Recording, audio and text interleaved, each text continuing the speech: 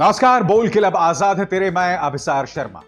जब सत्ता की ताकत के सामने सवाल कमजोर पड़ जाए तो आवाज बुलंद करनी पड़ती है। बोल क्लब आजाद है तेरे, न्यूज क्लिक पर मेरे साथ। दोस्तों, मुद्दा यह नहीं है कि लखीमपुर खीरी कांड में जहां 8 लोगों को रौंद दिया गया था और उस मामले में आरोपी मोनू मिश्रा, जो कि केंद्रीय गृह राज्य मंत्री अजय मिश्रा का बेटा है, उसे गिरफ्तार किया गया, उसकी पुलिस के सामने हाजिरी हुई, उसे बेल मिल गई। मुद्दा वो है ही नहीं।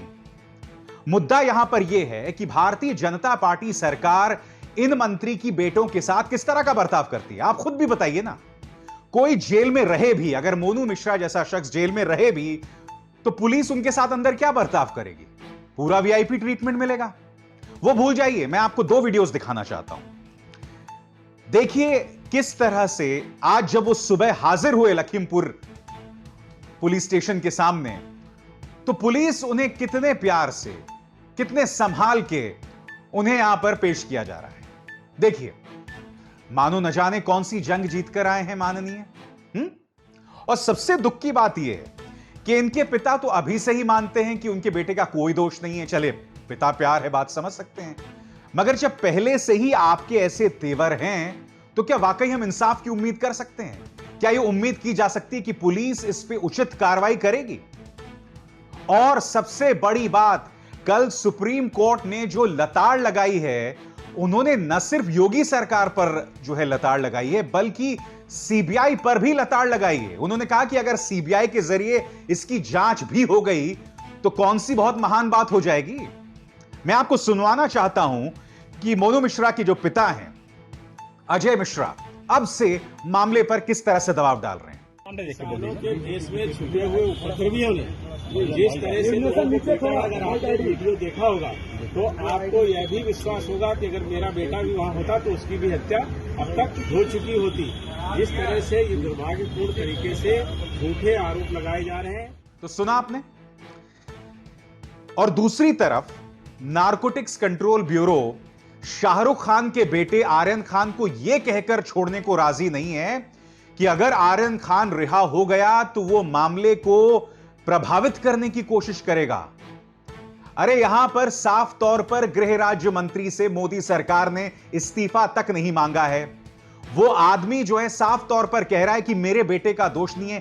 क्या यहां पर उत्तर प्रदेश पुलिस को नहीं दिखाई देता कि किस तरह से मामले को प्रेरित करने की या प्रभावित करने की कोशिश मोनू मिश्रा और उनके पिता कर रहे हैं? और आप जानते हैं, इस पूरे मामले में हम सब एक बहुत बड़ी बात भूल गए हैं। हम जो सबसे बड़ी बात भूल गए हैं कि यह हादसा दरअसल हुआ क्यों। यह हादसा इसलिए हुआ क्योंकि अजय मिश्रा ने किसानों को बार बार भड़काया। ठीक है, उस गाड़ी ने पीछे से आके किसानों को रौंद दिया, वो तो हमें साफ तौर पर एक प्रमाण दिखाई दे रहा है, मगर किसान आखिर वो काला झंडा लेकर क्यों आए? क्योंकि अजय मिश्रा ने उनकी बेइज्जती की थी, उनकी तौहीन की थी। देखिए क्या बोल रहे थे कि मैं किसानों को ठिकाने लगा दूंगा। सामना करवा के हम आपको सुधार देंगे, 2 मिनट लगेगा केवल। मैं केवल मंत्री नहीं हूं, ये सांसद विधायक नहीं हूं। जो विधायक व सांसद बनने से पहले मेरे विषय में जानते होंगे, उनको ये भी मालूम होगा कि मैं किसी चुनौती से भागता नहीं हूं।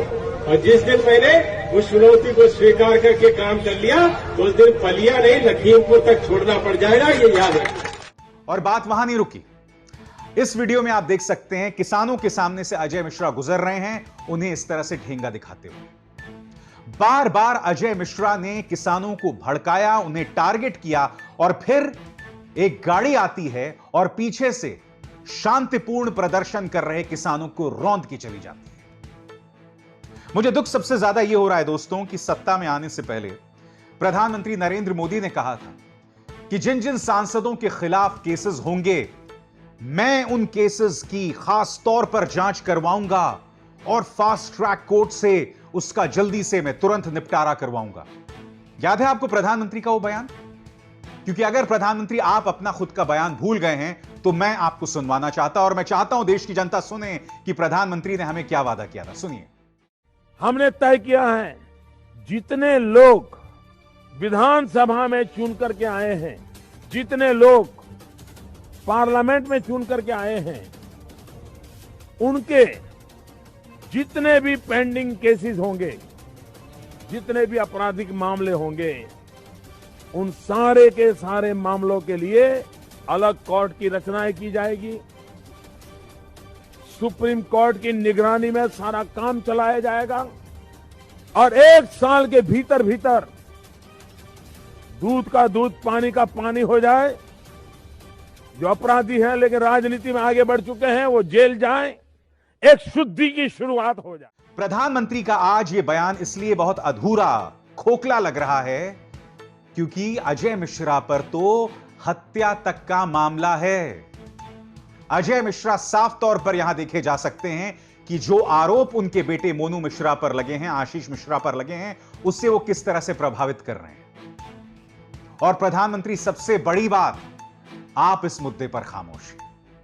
आप लखनऊ आए, वहां से 130 किलोमीटर की दूरी पर लखीमपुर खीरी है, मगर आप उन किसानों के परिवारों से नहीं मिले। उल्टा आपकी जो पार्टी है वो प्रियंका गांधी और राहुल गांधी पर राजनीति करने का आरोप लगा रही है। यानी कि उत्तर प्रदेश के मुख्यमंत्री आदित्यनाथ अपना काम करने के बजाय बाकी सारा काम इनसे करवा लो। अब इनका बयान देखिए। लखीमपुर खीरी की घटना में दोषी कोई भी हो बख्शा नहीं जाएगा। जिस खबर का हवाला दिया गया है उसमें योगी आदित्यनाथ ने क्या कहा, मैं पढ़ के सुनाना चाहता हूं। दोषी कोई भी हो बख्शा नहीं जाएगा, मुख्यमंत्री। नीचे देखिए, कहा लखीमपुर खीरी की घटना पर आंसू बहाने वाले जम्मू कश्मीर की घटनाओं पर भी बोलें। और ये अकेले नहीं है दोस्तों, इनके मंत्री हैं। कश्मीर में चुनाव नहीं, इसलिए भाई बहन और बाकी विपक्षी दल वहां नहीं जाएंगे। आज मैं पूछना चाहता हूं योगी आदित्यनाथ और ये जो सिद्धार्थनाथ सिंह हैं, दोनों से, इस देश के प्रधानमंत्री कौन है? इस देश के गृह मंत्री कौन है? क्या राहुल गांधी इस देश के प्रधानमंत्री हैं? क्या प्रियंका गांधी वाड्रा इस देश की गृह मंत्री हैं? देश के प्रधानमंत्री हैं नरेंद्र मोदी, देश के गृह मंत्री हैं अमित शाह, देश के राष्ट्रीय सुरक्षा सलाहकार कौन हैं? वो हैं अजीत डोभाल। इन तीनों में से जो हमारे 5 लोग मारे गए पिछले 60 घंटों में कश्मीर के अंदर, इन तीनों में से कौन मिलने गया उन परिवार से? बताइए मुझे बताइए ना।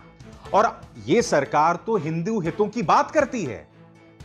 आप जानते हैं इन 5 हत्याओं के बाद, जिसमें एक शिक्षक है, एक प्रिंसिपल है, इन 5 हत्याओं के बाद जो 1990 से नहीं हुआ अब जाके हो रहा। आपके सामने देखिए, कश्मीर में फिर से निशाने पर पंडित, डर से शुरू हुआ पलायन।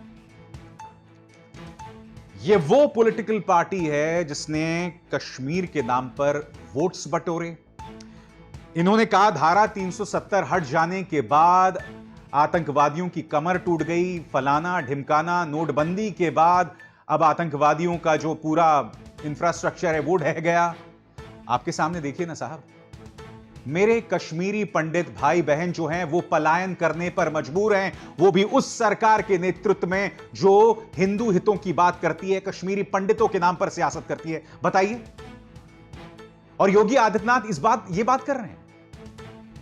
मैं योगी जी से एक सवाल पूछना चाहता हूं, आप अपने मुद्दे पर बने रहिए ना। दोस्तों, मैं आपको बताता हूं, देश के सबसे धनी आदमी मुकेश अंबानी के न्यूज चैनल न्यूज 18 को मुख्यमंत्री आदित्यनाथ ने इंटरव्यू दिया और यहां उन्होंने एक बहुत ही शर्मनाक बात कही दोस्तों। एक तो एंकर, उसने बहुत ही शर्मनाक सवाल पूछा और उसका जवाब भी उन्होंने बहुत शर्मनाक जवाब दिया। एंकर ने यह सवाल पूछा कि प्रियंका गांधी तो झाड़ू लगाने लग गई, मानो झाड़ू मारना कोई शर्म की बात है। और उसके जवाब में योगी आदित्यनाथ यह कहते हैं कि इनको जनता ने, इनकी यही औकात है और जनता ने इनको यही करने पर मजबूर कर दिया है। आज यह पहली बार नहीं है जब मुख्यमंत्री आदित्यनाथ ने इस तरह का विवादास्पद बयान दिया। आपको याद होगा, कैमरे के सामने इन्होंने एक शब्द कहा था जो मैं आपको दोहरा भी नहीं सकता। आइए वो वीडियो मैं आपको दिखाना चाहता हूं जिसमें मुख्यमंत्री आदित्यनाथ ने एक निहायत ही अश्लील शब्द कहा था। जैसे मैंने कहा ना, वो शब्द मैं आपको बता भी नहीं सकता। सुनिए। देश के वैज्ञानिकों का अभिनंदन करता हूं। क्या कर तो जो लोग झाड़ू पोछा करते हैं या झाड़ू लगाते हैं उनका अपमान, साफ तौर पर। और वो ऐसा क्यों कह रहे थे? क्योंकि जैसे कि आप देख सकते हैं, जब प्रियंका गांधी वाड्रा को हिरासत में रखा गया था तब वो झाड़ू मार रही थी अपने रूम की। इस वीडियो को लेकर लगातार भारतीय जनता पार्टी के प्रचार तंत्र ने मजाक उड़ाया। अब मुख्यमंत्री आदित्यनाथ के लिए उनका यह बयान जो है वो गले की फांस बन गया है, क्योंकि प्रियंका गांधी ने इसे जोरदार मुद्दा बनाया है। यह वीडियो देखिए दोस्तों, इस ट्वीट में वो क्या कह रही हैं, पहले वो पढ़ के सुनाना चाहता हूं, फिर मैं आपको वीडियो दिखाऊंगा। आज उत्तर प्रदेश के मुख्यमंत्री ने जातिवादी बयान देकर अपनी दलित विरोधी मानसिकता दिखाई। कल उत्तर प्रदेश के सभी जिला कांग्रेस समितियां भगवान वाल्मीकि मंदिर में सफाई करेंगी। देश के करोड़ों दलितों और महिलाओं का अपमान भारत बर्दाश्त नहीं करेगा। अब मैं चाहूंगा आप वो वीडियो देखें जिसके जरिए कांग्रेस एक बड़ा राजनीतिक संदेश दे रही है।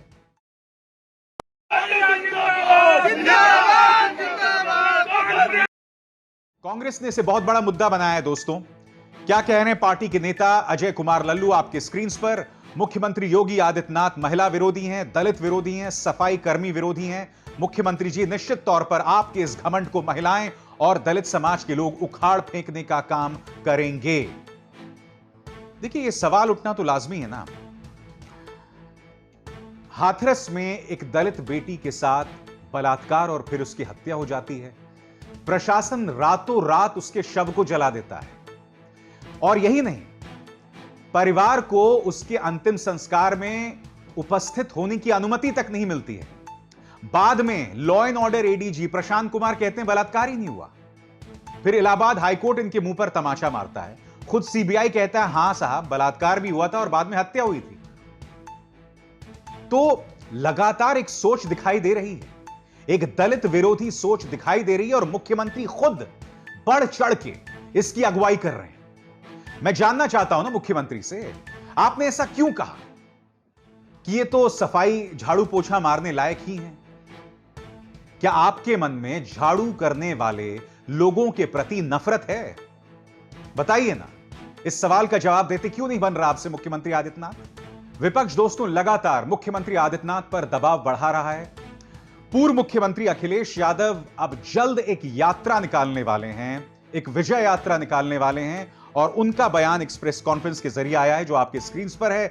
सपा अध्यक्ष अखिलेश यादव का बयान, सरकार न्याय में भेदभाव कर रही है, उत्तर प्रदेश में जंगल राज, जनता सब देख रही है, दोषियों को सजा मिलनी चाहिए, उत्तर प्रदेश में बीजेपी का सफाया होगा।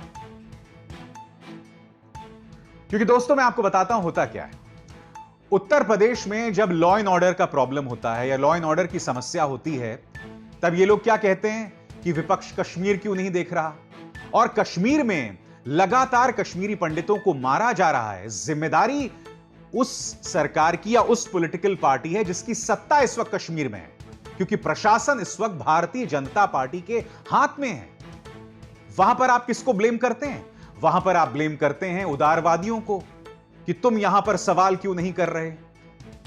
और जब छत्तीसगढ़ में सांप्रदायिक हिंसा होती है तो पूर्व मुख्यमंत्री रमन सिंह के बेटे मुसलमानों के एक ऐसी भीड़ की अगुवाई करते हैं जो भीड़ मुसलमानों के खिलाफ भड़काऊ नारे लगा रही होती है। यह बीजेपी का किरदार हो गया है। और अगर आपको मेरी बात का विश्वास नहीं है दोस्तों, तो यह वीडियो देखिए, और इस वीडियो में देखिएगा मुसलमानों के खिलाफ कितने भद्दे भद्दे नारे लगाए जा रहे हैं।